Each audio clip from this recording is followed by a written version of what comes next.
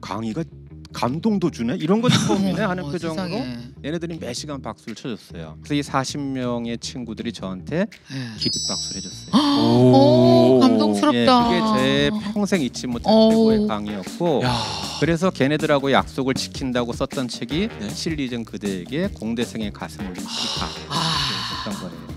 매 시간 끝날 때마다 어머. 왜냐면 공대에선 그런 걸 들어본 적이 없거든요. 그렇죠. 그래서 그게 소문이 나면서 다른 대학에서도 교수님 강의 들으려고 엄청 소문나고 진짜 아는 사람 다 알아요. 한국의 키팅 선생님이라고 말하더라고요. 교수님을 보고. 공대생의 가슴을 울린 시 강의는 어떻게 하신 건지 말씀해 주시겠습니까, 교수님?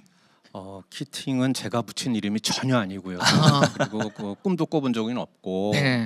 근데 키팅한테 부러운 건 이거였어요. 그 진지한 문학을 즐겁게 가르친다는 거예요. 제가 글을 쓸 때는 저도 자꾸 좀 진지해지는 경향은 있는데 저는 말은 좀 즐겁게 하는 거였거든요.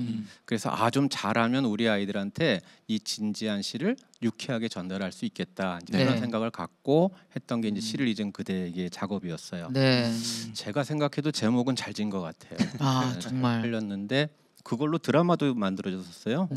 모르시는 분들이 많아요. 시청률이 1%를 넘지 않았기 때문에. 누가 나왔어요? 저도 몰라요. 근데 저는 그때 굉장히 감동적이었던 게 대한민국에서 시를 갖고 드라마를 만들어줘? 이게 믿어지지 않았거든요. 제가 공대생한테 강의할 때만 해도 처음에 공대생 40명이 겨우 들었었어요. 학교에서 가르치라 그래가지고. 얘들도 아마 다른 과목 신청 못해서 들었던 아이들. 서로 팽팽한 긴장 관계로 시작했는데 이 공대생들이 얼마나 영혼이 맑고 투명한지 그래서 똑같은 시를 가르치면 인문대 애들은 좀 뭐 아는 척 할 텐데 얘네들은 그냥 뭐 이래주니까 제가 너무 신이 나가지고 제가 부탁했거든요. 그냥 와. 그냥 오는데 영혼 하나만 챙겨갖고 와. 뭐요? 영혼 하나만 챙겨라. 넋이 있어야 되니까. 넋은 그래서 이제 그렇게 오면 내가 3시간 동안 너네들 즐겁게 해줄게. 그렇게 약속을 했어요.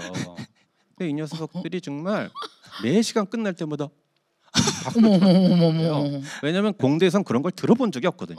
그렇죠.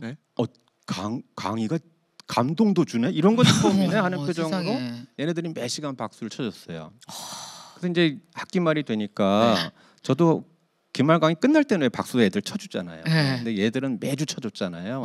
그래서 이 40명의 친구들이 저한테 기립박수를 해줬어요. 오, 감동스럽다. 그게 제 평생 잊지 못할 최고의 강의였고 그래서 걔네들하고 약속을 지킨다고 썼던 책이 시를 잊은 그대에게 공대생의 가슴 울린 시 강의였던 거예요. 이렇게 많은 사람들이 시를 통해서 마음을 들여다볼 수 있도록 하는 시 처방에 온 마음과 시간을 투자하는 데는 다 그만한 이유가 또 있을 것 같아요. 그렇죠, 교수님?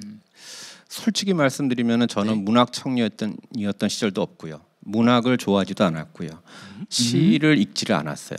근데 어느덧 살다 보니까 국문학을 전공하게 됐고 현대시 전공하니까 업으로 먹고 살려고 시를 공부했던 거예요. 그리고 그거에 대해서 부끄러운 줄도 몰랐어요. 그냥 나는 시를 전문적으로 읽는 사람인 거야 하고선 살다가 내가 한 40대 되니까 덜컥 시에 걸려들더라고요. 나 정말 좋은 거 공부하고 있었구나 하는 거를 40대 넘어서야 깨달은 것 같아요. 왜냐하면은 저희 세대는 80년대니까 80년대 내내 시들은 어떤 거였냐면 주로 민중시, 리얼리즘 시 막 그런 거였거든요. 그러니까 제가 거기 공부를 했지 마음을 줄 여유는 없고 맨날 변역하고 온몸에 힘만 들어갔었다가 이제 40대 겪어보면 아시잖아요. 아직 못 겪어. 제가 우린 40대부터 갱년기였어요. 제가요 39밖에 안 돼서 아직 갱년기를 못 겪어서요. 그러니까 39 넘기 시작해서부터 시가 막 들어오는데 이거를 나 혼자 알고 있는 건 좀 잘못이다. 근데 왜 그랬지? 그동안 너무 어렵게 가르쳤기 때문이다. 시를 그거를 너무 제가 싫어. 막 은유법 외워야 되고. 맞아요.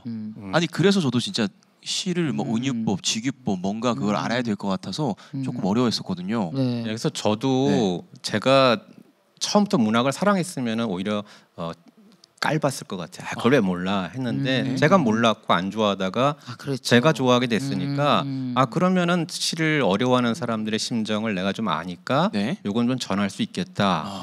그러고 있는데 덜컥 이제 최근에 이르러서는 아까 학장님하고도 좀 얘기 나눴지만 정말 고립의 시대라고 하는 책이 저한테는 베스트셀러였거든요. 작년에 읽은 책 중에. 작년에 읽은 책 중에 저도 베스트가 고립의 시대입니다. 예. 진짜요. 이제는 고립이 그냥 하소연하는 외로움 정도가 아니라 우리 삶의 조건인 거예요. 맞아요. 그러면은 고립에 대해서 뭔가 연결해줘야 우리가 살잖아요. 네. 저는 이 코로나 시대가 너무 어색한 거예요. 우리를 사회적 동물이라고 그동안 배워왔는데 사회적 거리를 유지하라는 거예요. 어떻게 살라는 거야 그럼? 아니 내가 사회적 동물인데 사회적 거리를 유지해야 내가 산다니. 그건 말이 안 맞잖아요. 그쵸.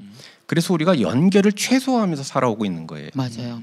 안 그럼 죽으니까. 근데 너무 터놓으면 또 죽으니까. 이래도 죽고 저래도 죽으니까 가냘프게 연결해서 가고 있는 게 택배가 우리를 살려주고 이렇게 줌 이런 유튜브로 우리가 살아가고 있고 간신히 살아가고 있거든요. 그럼 이럴 때는 뭔가 내가 살아있는 존재라고 하는 걸 누가 좀 알려줬으면 좋겠다. 내가 심장이 있고 내가 막 감정이 있고 정서가 있고 이런 존재라는 걸 누가 좀 알아줬으면 좋겠다. 네. 근데 그동안 인문학 시장이라고 하는 것들도 주로 너무 두뇌만 강조한 것 같아요. 지식. 근데 저는 맞아요. 머리로 시작해도 반드시 가슴을 거쳐야만 그게 내 거가 되기 때문에 네. 이제 비로소 인문학 중에서 문학이 역할을 해야 될 때가 오지 않았을까. 왜냐하면 문학은 인문대에도 국문과가 있고 예술대학에도 문학 창작과가 있잖아요. 그러니까 그런 두 가지 성격을 갖고 있거든요. 인문학적인 요소와 예술적인 요소. 그렇죠. 그러면 요게 이제 드디어 우리 사람들의 가슴을 좀 만나줘야 될 때가 아닌가. 그래서 그런 사명감 일종의.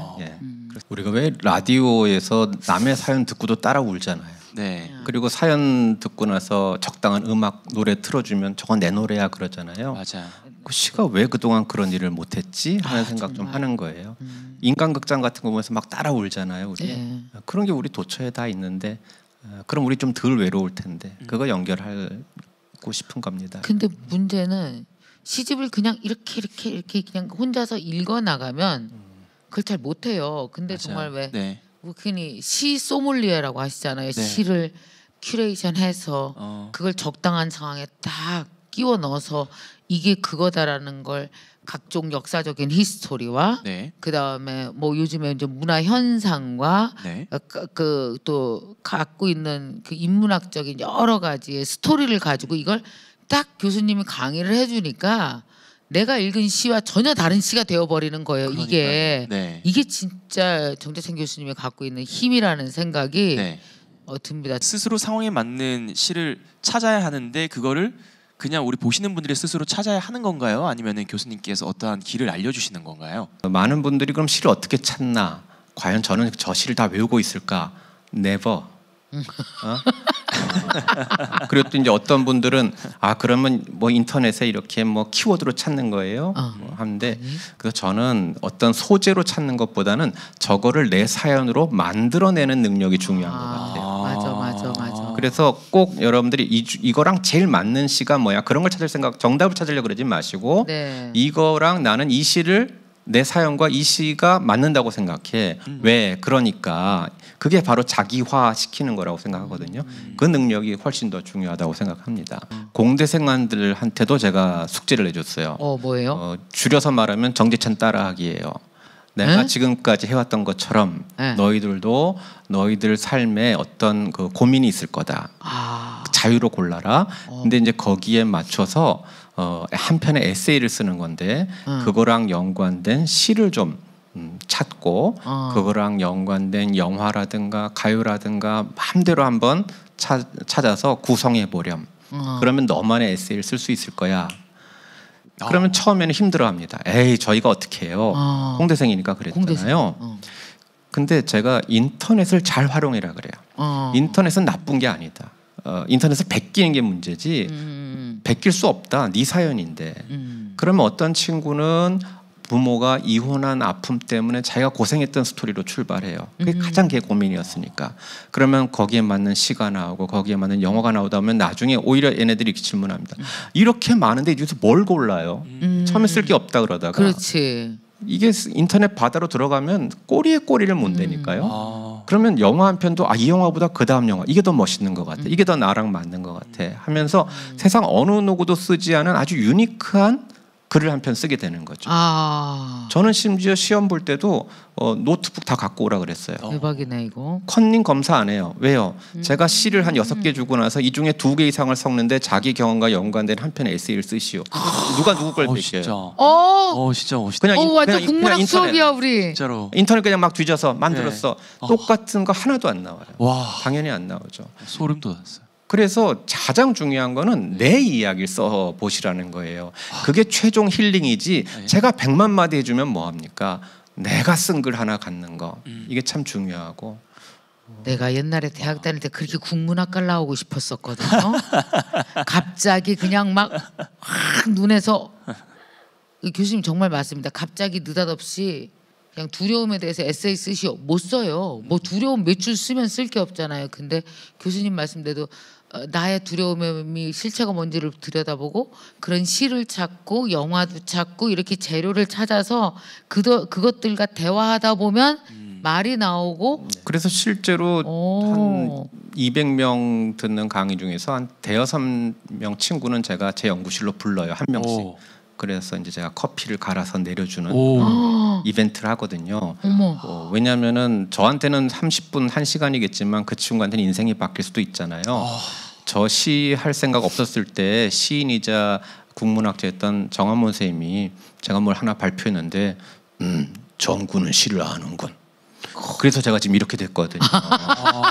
어머 내가 시를 아나 봐 이래가지고 어쩌면 그게 선생님 돌아다니면서 늘 하던 말일지 몰라. 김양은 시를 아는군, 박구는 시를 아는군 한데 내가 걸려들었는지 모르지만 그래서 그 친구들하고 그렇게 얘기를 하다 보면 한 친구는 진짜 이 건축학과 학생이었는데 글을 너무너무 잘 쓰는 거예요.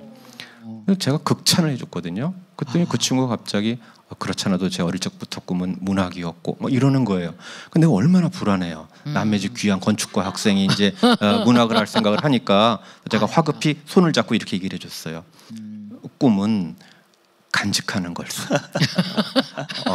문학은 내가 할게. 그래서 막 서둘러서 당신 건축해. 그러고 돌려보냈는데 그 친구는 끝내 말을 듣지 않았고 지금 우리나라에서 아주 유명한 그림 동화 작가로 정말 훌륭한 작가로 잘 성장해 있어요. 그러니까 끝내는 자기 글을 쓰시라. 제 책을 보시더라도 거기서 힌트만 얻으시고 나도 이렇게 쓸 수 있을 것 같아 하면서 한번 써보셔라. 그 김상균 교수님 있잖아요. 메타버스.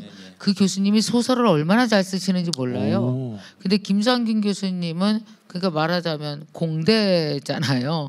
공대 컴퓨터공학 하시고 그러신 분인데 정말 글을 잘 쓰니까 그 SF 공상과학 소설을 쓰시는 거예요. 정말 잘 쓰시거든요. 또 제가 아는 분은 의대생인데 웹툰 소설을 쉬지 않고 쓰십니다. 정말 이렇게 자신의 IP를 만들어 나가는데 있어서 글에 대한 자신감을 한번 갖는 게 얼마나 중요한지. 근데 막상 그냥 쓰려고 못 쓰거든요. 왠지 학장님도 약간 옛날 학창 시절에 문학 소녀였을 것 같은 느낌이 말씀하시는 거에 좀 드는데 어떠셨어요? 문학 소녀는 아니었고요. 저는 솔직히 말할게요. 저는 밖에 나가서 막 떠들고 스피치하는 걸 잘했지 문학 소녀는 아니었어요. 근데 이상하게 사람이 왜 연애를 할 때는 그렇게 내 입에서 나오는 말이 시가 되는 이유가 내 마음이 시가 되기 때문에 그런데 제가 연애할 때 대학 때 시를 좋아하는 남자를 만난 적이 있어요. 잘 헤어졌어요. 큰일 날 뻔했어요. 왜요? 아유, 그래서 오늘날 이렇게 안 돼요. 이게 안 돼요? 근데 시를 좋아하는 애를 만났는데 옛날에 막 이렇게 건축학 개론 뭐 이런 거 있잖아요. 그 건축을 하는 왜 남자였거든요. 근데 왜 건축하는 남자들이 이렇게 지통에다가 왜 이렇게 뭐 들고 메고 다니잖아. 너무 매력적이고 막 그런데 잠깐 사귀었었어요. 이제 사귀었는데 헤어질 때 그 친구가 정말 손으로 술을 먹은 상태에서 지가 썼다는 걸 보이려고 막 이런데 조금 꼬질꼬질 막 이렇게 뭐 술자국도 있고 그런데 손으로 이 시를 주고 마지막으로 나한테 이 시를 주고 읽어봐. 이게 자기의 마음이다. 너한테 더 이상 할 말은 없다. 이 시로 대신하겠다. 그러면서 엄청 개폼을 확 잡으면서 나가더라고요. 네. 그래서 이제 이 시를 읽는데 어떤 시였어요? 이제 네. 근데 자기가 마지막으로 그때 우리가 동동주 먹으면서 헤어졌거든요. 네. 연세대학교 앞에 동동주 파는 집이 있었어요. 초가집인가 뭐 이름이 그랬는데 네. 그래갖고 그 동동주를 마시면서 딱 건배를 하면서 이 시의 마지막 구절만 너에게 읽어주겠대요. 그러더니 이렇게 읽어줬습니다. 한 잔은 떠나버린 너를 위하여, 또 한 잔은 너와의 영원한 사랑을 위하여, 그리고 또 한 잔은 이미 초라해진 나를 위하여, 마지막 한 잔은 미리 알고 정하신 하나님을 위하여. 이렇게 폼나게 헤어지는데 너무 걔를 다시 잡고 싶은 거예요. 학장님 걔 선수예요. 야, 어떻게 그 시를 골랐지? 이게 선수였던 거예요, 조지훈 씨 중에서요. 중간에 보면 굉장히 무서운 대목도 있어요. 여기 피가 철철 흐르고 막. 맞아. 근데 그 부분만 읽어준 거잖아요. 그 마지막만 읽어서 나는 이게 되게 아름다운 시인 줄 속은 거야. 그리고 이제 집에 가서 이 시를 옛날에는요 인터넷도 없잖아요. 그래갖고 이제 서점에 가서 조지훈님의 3호를 굳이 사갖고 이제 읽은 거예요. 그랬더니 이 중간에 그 나쁜 놈이더라고. 맞아요. 교수님 말씀하신 대로 5 손가락 끝을 잘라 핏물 오선을 그려 혼자라도 외롭지 않을 밤에 울어버리라.